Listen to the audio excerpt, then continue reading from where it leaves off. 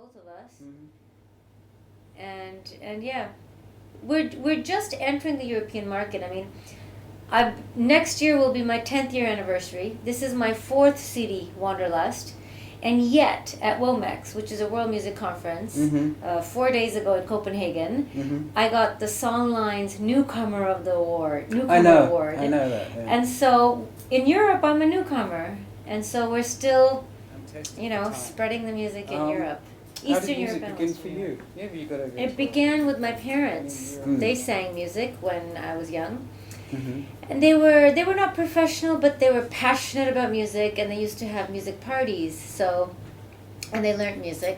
So in India, they would have friends who liked music, and then they would have dinners, and before dinner, everyone would go around and sing. It was like a circle, singing, you know, one song or two songs or three songs each. And my parents took me to concerts in India. And then when we moved to Canada, which is where I grew up, my parents, and I was learning music in India as well. Mm.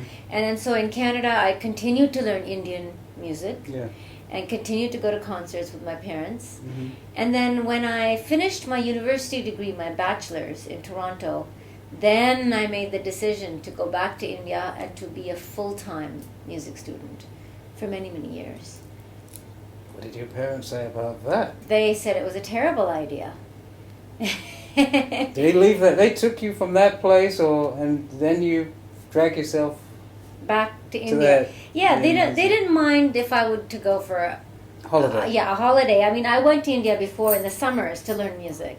Yeah. And that was fine, to stay Sure. with my aunt and to be with my cousins for, 2-3 months and learn music.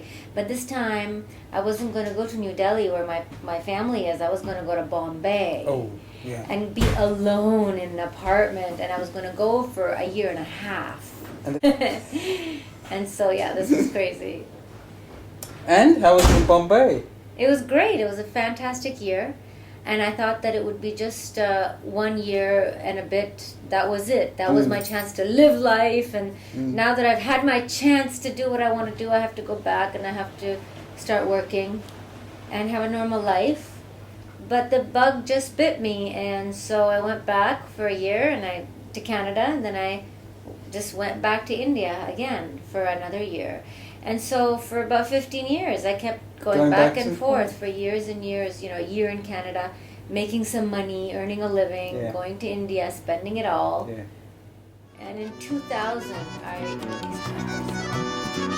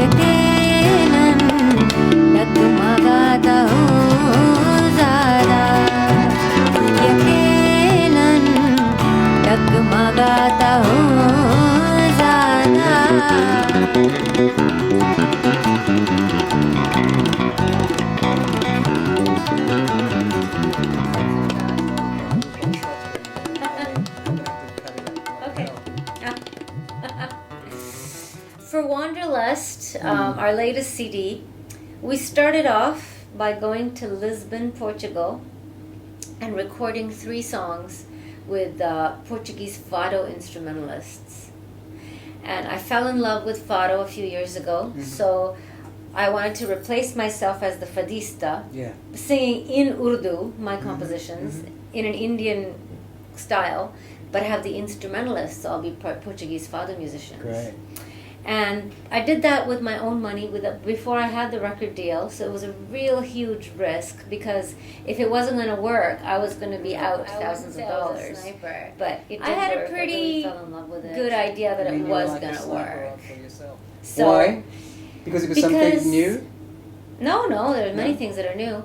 Because the type of music that I sing, the poetry that I sing are called ghazal, and the emotion that is in a ghazal is very similar to the emotional content of fado. It's about longing and yearning for something that was or that could have been, whether it be a person, a human being, a lover, or some material a time. stuff. Probably not material stuff, but let's see. And so I felt that this emotion was going to carry through in ghazal. Has a power. Yeah, and so I was pretty confident it's going to work. But still, you can be confident it's going to work, and you can go there and meet the musicians, and they might, you might rehearse with them for a week, and they might not show up to the recording studio. Or anything could happen, like Very a relaxed. million things could go wrong. Yeah, that's true. But that didn't happen. We made, wonderful friendships with these guys, and they had never heard Indian music in their lives. So it was something new for them, and we all just really had a great time. Yeah. Wonderful. Yeah. And so that's 3 songs, and then many more songs on it. In a couple of songs, there is an influence of African percussion, specifically from the Sahara, some of that Sahara kind of groovy, trancey groove. Tere Darsan is the song, and there's a video of that as well on YouTube. And also, I invited a Pakistani vocalist for a couple of duets.